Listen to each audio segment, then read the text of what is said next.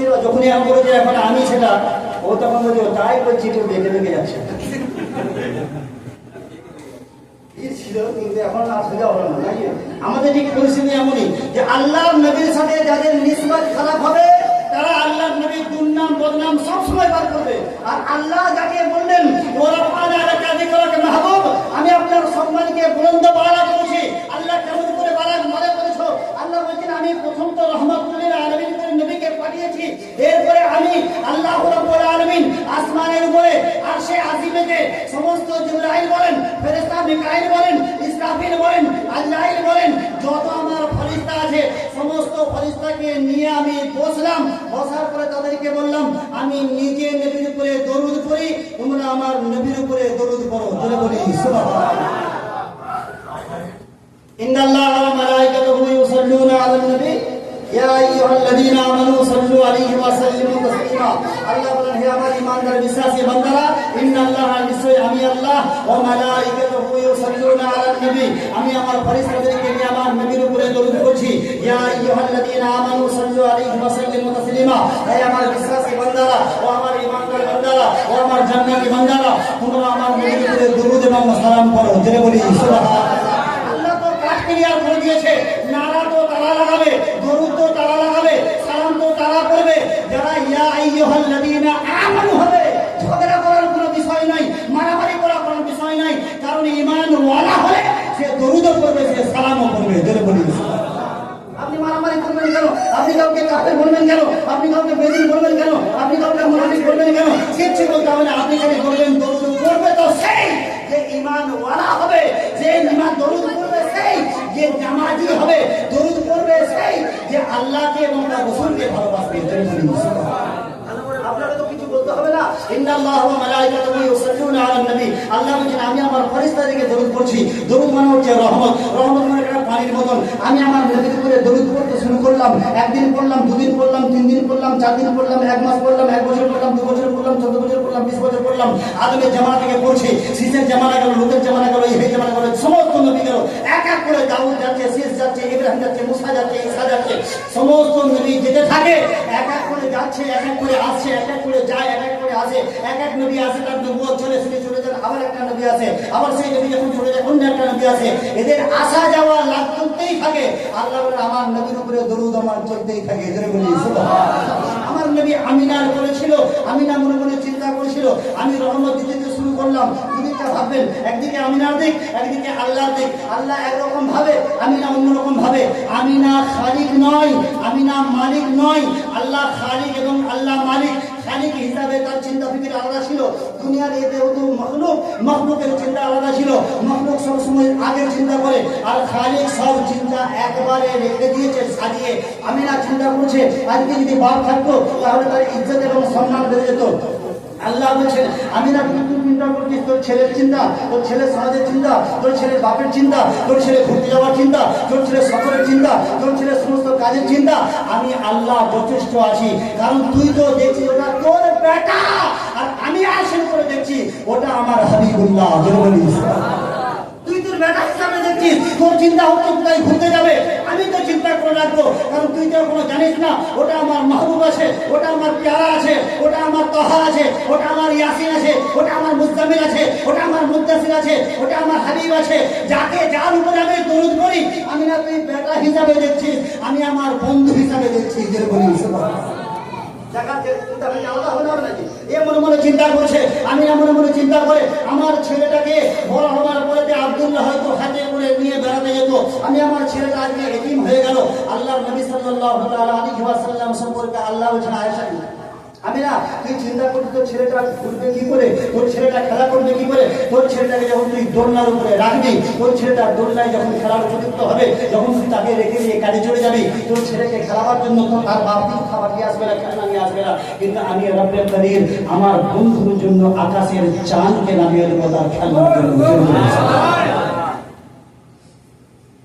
আমি আমার বন্ধুর জন্য আকাশের চাঁদকে নামিয়ে দেবো খেলনার জন্য। উনার চাচা ইবনে আব্বাস রাদিয়াল্লাহু তাআলা আনহু বলেন আল্লাহর নবী যখন 40 বছর বয়স হয়ে গেছে আমি আল্লাহর নবীকে জিজ্ঞাসা করলাম ইয়া রাসূলুল্লাহ আপনার এই ছোটবেলার কথা কি মনে আছে যখন আপনি আপনার দোলনাতে দুলতেন যখন খেলা করতেন ওই খেলার সময় আমি দেখেছি আকাশের চাঁদটা আস্তে আস্তে আস্তে আস্তে আপনার হাতে করে চলে আসে আপনি যেদিকে আঙুল ডলান সেদিকে যেন সূর্যটা চাঁদটা ভিলতে থাকে চাঁদটা যেন ঘুরতে থাকে আল্লাহ আমি বলছি চাচা আমি তো নবী ছিলাম আমি কি ছিলাম আমি নবী সাধারণ মানুষের তো ব্যাপার ছিল আমি আমিনার কোলে যখন ছিলাম আল্লাহর লৌহে কলমে যখন কলম চলতো আমি তার আওয়াজটা মোহাম্মদ শুনতাম চোখে দেখতাম আপনি কি প্রশ্ন করবেন চাচারা জিজ্ঞাসা করছেন ইয়া রাসূলুল্লাহ ওই সময়তে চাঁদের সাথে আপনি কিছু কথা বলছিলেন কথাটা কি তিনি বলছেন যে আমার সাথে চাঁদের কথা হচ্ছিল চাঁদ বলছে ইয়া রাসূলুল্লাহ আপনি খানখেন আমি এসে গেছি যদি আপনার চোখের পানি জমিনে পড়ে তাহলে আজকেই আল্লাহ কিয়ামত করে দেবে জেনে বলি সুবহানাল্লাহ এই নবী মুস্তাফার জীবন চরিত্র এমন হবে আর আল্লাহ বলেন যে আমিনা তুমি কি চিন্তা করছো যে তোমার ছেলেটাকে মেলা দেখাবার বিষয় আমরা বলে নিয়ে যাওয়ার বিষয় ফলতায় ঘুরতে যাওয়ার বিষয় ডায়মন্ডে যাওয়ার বিষয় অন্য কোনো জায়গায় যাওয়ার বিষয় চিড়িয়াখানা দেখার বিষয় এটা তো দুনিয়াবি বিষয় আমিনা তুমি চিন্তা করো না তোমার ছেলেকে উপযুক্ত হতে তো দাও সে যখন কমসে কম বড় হবে 1 বছর হবে 2 বছর হবে 3 বছর হবে 4 বছর হবে আমি তো রহমত পাড়াতেই থাকবো আমার তো দরুদ পড়তেই থাকবো আমার তো দরুদ আসতেই থাকবে তোমার ছেলের সম্মান আস্তে আস্তে বাড়তে থাকবে তোমার ছেলে আজকে আব্দুল্লাহর ঘরে আছে তোমার ছেলে কমসে কম কাবাতুল্লাহ আসবে তোমার ছেলে যখন আবার নবুয়তের প্রচার করবে তোমার ছেলে যখন আস্তে আস্তে দিন যেতে থাকবে আমার দরুদ চলতে থাকবে এর সম্মান ততটা আকাশের দিকে উঠতে থাকবে এমন একটা সময় আসবে তার বাপের প্রয়োজন পড়বে না তার টাকার প্রয়োজন পড়বে না তার আত্মীয়ের প্রয়োজন পড়বে না তার খালের প্রয়োজন পড়বে না আমি না তোমার ছেলের চিন্তা তুমি ছেড়ে দাও তোমার ছেলে যখন 40 বছর বয়সে দাঁড়াবে আমি আল্লাহ সুবহানাল্লাযী আসরা বিআবদিহি লাইলাম মিনাল মসজিদিল হারাম তুমি তো দুনিয়া ঘুরাতে যাও আমি তাকে বাইতুল্লাহ থেকে বাইতুল মুকাদ্দাস নিয়ে যাব বাইতুল মুকাদ্দাস থেকে প্রথম আসমানে যাব দ্বিতীয় আসমানে নিয়ে যাব তৃতীয় আসমানে যাব চতুর্থ আসমানে যাব পঞ্চম আসমানে যাব ষষ্ঠম আসমানে যাব সপ্তম আসমানে যাব অষ্টম আসমানে আমার আরশে মুআল্লায় হাজির করব যাকে কেউ দেখেনি মুহাম্মদকে আমি নিজে দেখব আর তাকে আমি দেখা দেব জোরে বলুন সুবহানাল্লাহ বেরাবার জায়গাটা তো আসতে দে বেরাবার সময়টা তো আসতে দে বেরাবার সুযোগটা তো আসতে দে ওর মক্কা মদিনাতেই ঘুরবে আমি আমার আরশের উপর থেকে বেড়াতে নিয়ে আসবো নিয়ে গেছে না যায়নি আল্লাহর রহমত এটাই আল্লাহর দরুদ পড়া এটাই তুমি দরুদ পড়ে কাজ করা কি করবে তুমি তো আল্লাহুম্মা সাল্লি তুমি তো আল্লাহর উপরে ফেলে দাও তোমার দরুদের জন্য মুহাম্মদ বসে নেই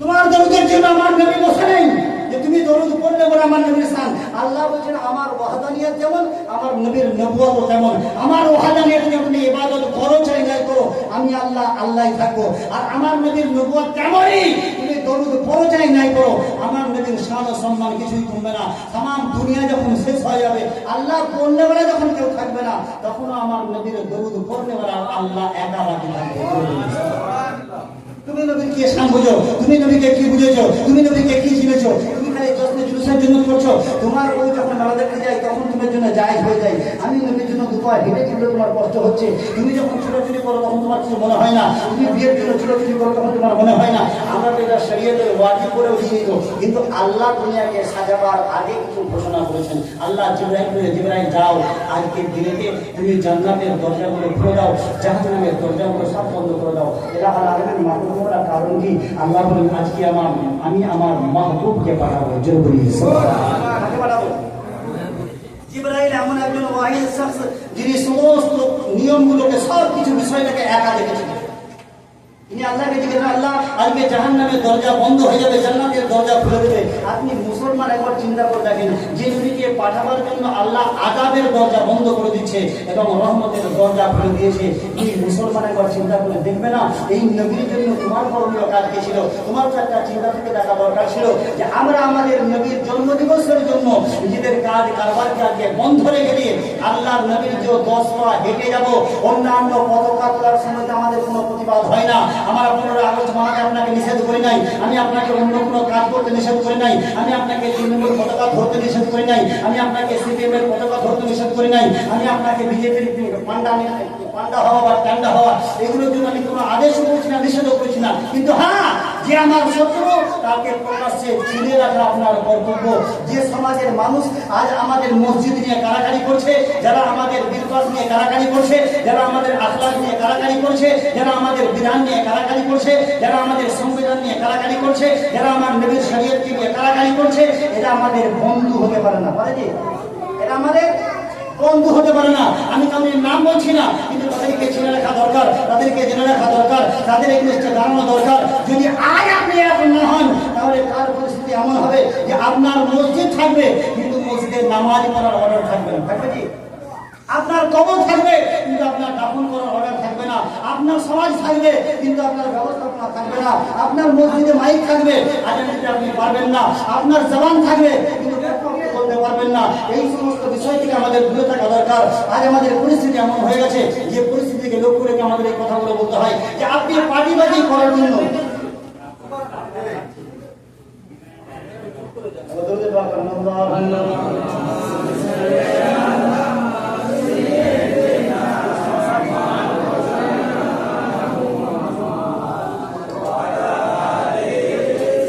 سيدنا مولانا محمد সাল্লাল্লাহু আলাইহি ওয়াসাল্লাম।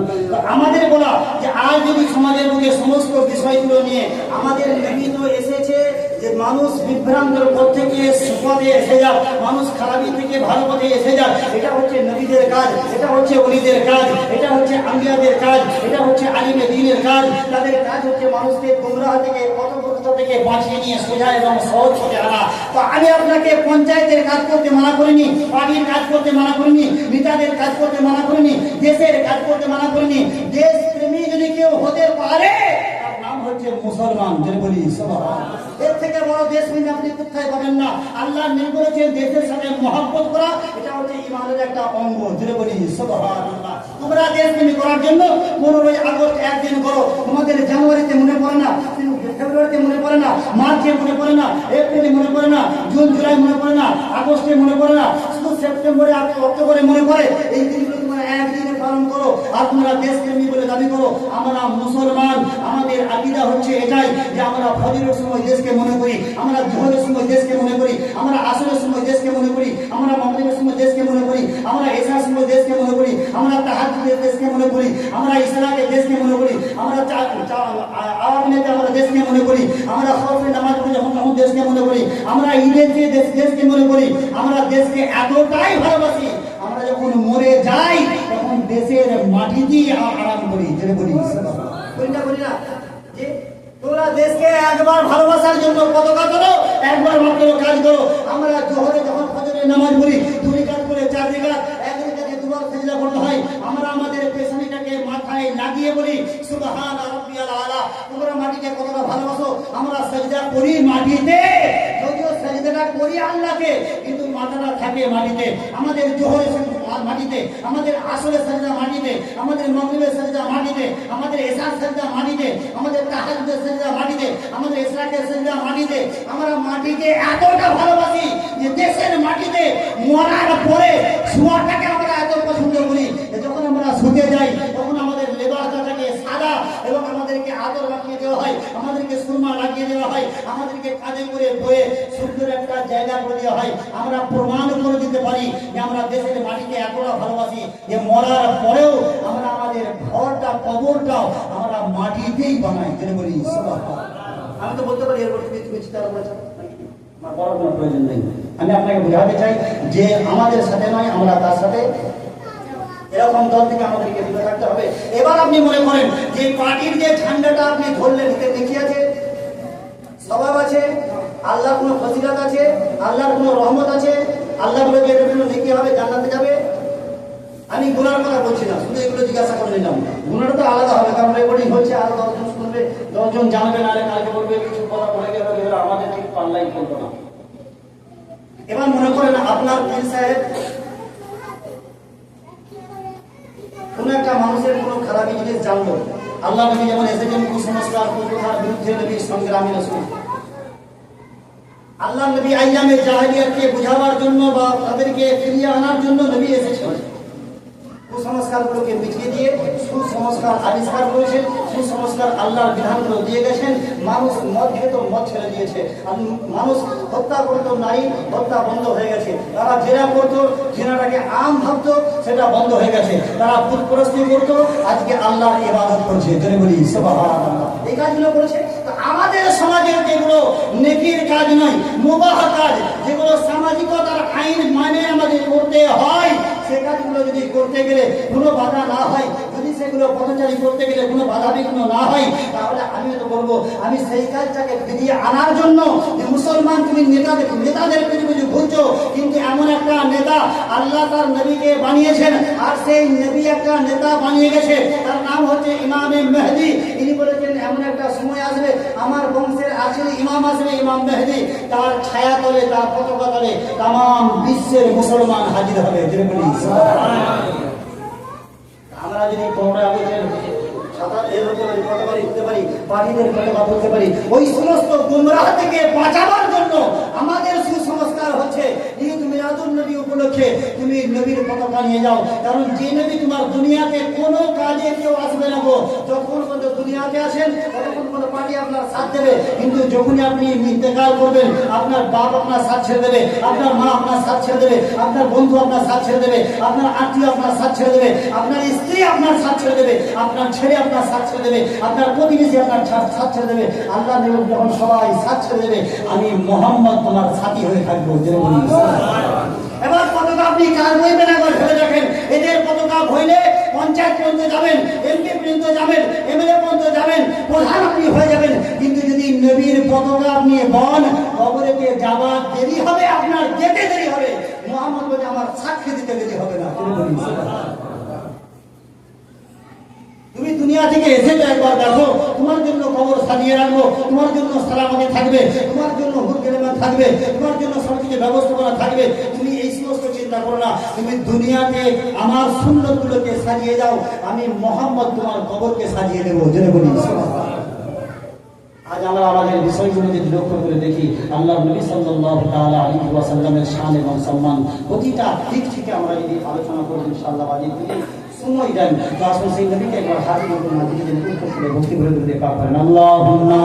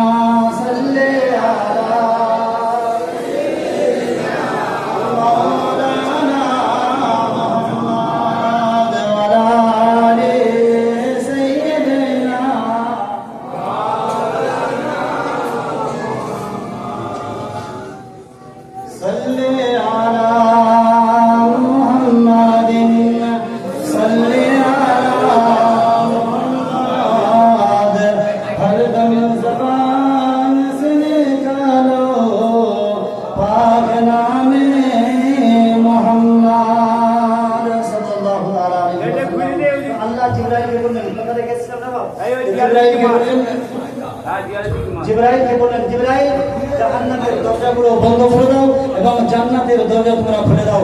জান্নাতের দরজা খুলে দেওয়ার কথা যখন শুনেছেন জিবরাইল জিজ্ঞাসা করেন, ইলাহ আলামিন মাহবুব মাওলা, এই এখন আমার কাছে যে দায়িত্ব দিয়েছেন, এই দায়িত্ব দেওয়ার কারণ কি? আল্লাহ বলেন আমার আখেরি নবীকে দুনিয়ায় পাঠাবো। জোরে বলি কাকে পাঠাবেন? আখেরি নবীকে পাঠাবো। এই নবী আমার মাহবুব, এই নবী আমার যখন দুনিয়াতে যাবে, জিবরাইল বলে ইলাহ আলামিন মাহবুব মাওলা আদম থেকে ঈসা পর্যন্ত একজন নবী গেছে, এরাও তো আপনার কমসে কম খলিফা ছিল, এরাও তো নবী ছিলেন, এরাও তো রাসূল ছিলেন, এদের মধ্যে তো পয়গম্বর ছিল, কিন্তু আল্লাহ এতগুলো নবী গেল, কারোর বিষয়ে তো আপনি এমন কথা বলেন নাই যে জান্নাতের দরজা খুলে দেওয়া হোক, জাহান্নামের দরজা বন্ধ করে দেওয়া হোক, এবং দুনিয়াটাকে এমন ভাবে সাজাও যেন এটাকে জান্নাতের বাগান মনে হয়। জোরে বলি সুবহানাল্লাহ। আর আল্লাহ বলেন আমি সাজিয়েছি দুনিয়াকে, যখন আদম থাকে নাই, তখন দুনিয়া থাকে নাই, সেকেন্ড থাকে নাই, ঘড়ি থাকে নাই, কোনো সময় থাকে নাই, তখন আমি আমার নবী মুস্তাফাকে বানিয়েছি। বানানোর পরে তার নূর থেকে আসমান জমিন বানিয়েছি, চন্দ্র সূর্য বানিয়েছি। আমাদের যখন সাজানো হয়, আমাদের তো একদিন, দুদিন, 3 দিন, 4 দিন, 10 দিন, 20 দিন, 12 দিন, এর বেশি আর হয় না, হয়নি? একটা মিলাদ আজকে ডেকোরেশন করা হয়েছে, এটা নবীর জন্য। জোরে বলি সুবহানাল্লাহ। আপনি এটা সাজিয়েছেন কার জন্য? নবীর জন্য। মাইক কিনেছেন কার জন্য? নবীর জন্য। সিন্নি বানিয়েছি কার জন্য? নবীর জন্য। প্যান্ডেল করেছি কার জন্য? নবীর জন্য। আজ হয়ে গেল, কাল সকালে এটা উঠে যাবে, উঠবে না? কালকে প্যান্ডেলওয়ালা প্যান্ডেল নিয়ে চলে যাবে, মাইকওয়ালা মাইক নিয়ে চলে যাবে, লাইটওয়ালা লাইট নিয়ে চলে যাবে, রাস্তায় যে সাজিয়েছেন সাজানো সব বন্ধ হয়ে যাবে, হবে না? সব ঘুরবে। আজ আমরা এসেছি, কাল আমরা চলে যাবো। আল্লাহ বলছেন আমি আমার মাহবুবের জন্য এমন সাজিয়েছি, যে সাজানোটা তখনও সাজিয়েছি, আর যেদিন মাহবুবের নাম বন্ধ হয়ে যাবে সেদিনকে আবার গুটিয়েও যাবে। আমরা সাজালে শিরকের বেদাত হয়ে যায়। এই ফতোয়া যদি দিতে হয়, প্রথমে আল্লাহকে দাও। আল্লাহ বলেন আমার মাহবুবের জন্য প্রথমে চাঁদকে সাজালাম, সূর্যকে সাজালাম, গ্রহ সাজালাম, নক্ষত্র সাজালাম, পাহাড় সাজালাম, পর্বত সাজালাম, এটাকে হাজার সাজার সব কিছু আমি সাজালাম, এমন ভাবে সাজিয়েছি। তোমরা তো একদিন দুদিন 4 দিন 5 দিন করে বন্ধ করে দাও। আমি আমার নবীর জন্য এমন লাইটের ব্যবস্থা করেছি যে কিয়ামত পর্যন্ত মুহাম্মাদের সাদকায় আল্লাহ আসমান এবং জমিন ততক্ষণ পর্যন্ত কায়েম থাকবে যতক্ষণ পর্যন্ত নবীর নাম থাকবে। জোরে বলি সুবহানাল্লাহ। কারণ বিজ্ঞান বলছে যে এমন একটা কসবা নেই, এমন একটা শহর নেই, এমন একটা এলাকা নেই, এমন একটা কসবা নেই, এমন একটা সময় নেই, এমন একটা ওয়াক্ত নেই যে সময়টা কোনো না কোনো দেশে পানি হচ্ছে বা কোনো না কোনো জায়গায় মানুষ পড়ছে। আমাদের আকীদা হচ্ছে যে আল্লাহ তার নবীকে বানানোর পর থেকে এমন কোনো সময় নেই, এমন কোনো জায়গা নেই, এমন কোনো এলাকা নেই, এমন কোনো কসবা নেই, এমন কোনো শহর নেই, এমন কোনো গ্রাম নেই, এমন কোনো পাড়া নেই, এমন কোনো মসজিদ নেই, এমন কোনো মক্তব নেই, এমন কোনো মেম্বার নেই, এমন কোনো মেহরাব নেই। প্রতিটা মুহূর্তে মুহূর্তে আমার নবীর দরুদ চলছে, আমার নবীর সালামও চলছে। তুমি ভাবছো যে আমি সাজিয়েছি বলে একটা শিরকের বেদাত, আল্লাহ বলেন আমার নবীর জন্য চলছে। আর যে দিনে মিলাদ বন্ধ হবে, আল্লাহ বলেন সে দিনে আমি দুনিয়াকে ধ্বংস করবো। তোমাদের তো অনেকদিন আগেই উঠে গেছে, আমাদের এখনো দরুদ আর সালাম চলছে। আমাদের এই দরুদ সালামের জন্য এখনো পর্যন্ত আল্লাহ আবার রেখেছে। আল্লাহ বলেন দুনিয়াটাকে সাজাও, জান্নাতের মতন সাজাও, পাহাড় পর্বত নদী সাজাও, এবং কিতাবের মধ্যে লেখা আছে প্রতিটা জন্তু জানোয়ারের জবানকে ফেদাও। তারা একে অপরকে মারহাবা দিয়ে একে অপরকে সম্বোধন জানাবে। তাদেরকে জানিয়ে দাও যে এতদিন পর্যন্ত যারা নবী হয়ে এসেছিলেন তারা তো শুধু নবী এসে সংবাদ দিয়ে গেছে, আজকে যাকে পাঠাবো ইয়া আইয়ুহান নাস ইন্নী রাসূলুল্লাহ ইলাইকুম জামিয়া, ইনি শুধু আরবের জন্য নয়, সমস্ত মানব জাতির জন্য নবী হয়ে আসবে। জয় বলি সুবহানাল্লাহ। শুধু মানব জাতির জন্য কেন হবে? আল্লাহ বলেন ইয়া আইয়ুহান নাস ক্বাদ জাআকুম বুরহানুম মির রাব্বিকুম, একে আমি তোমাদের প্রভুর তরফ থেকে বুরহান করে পাঠাবো।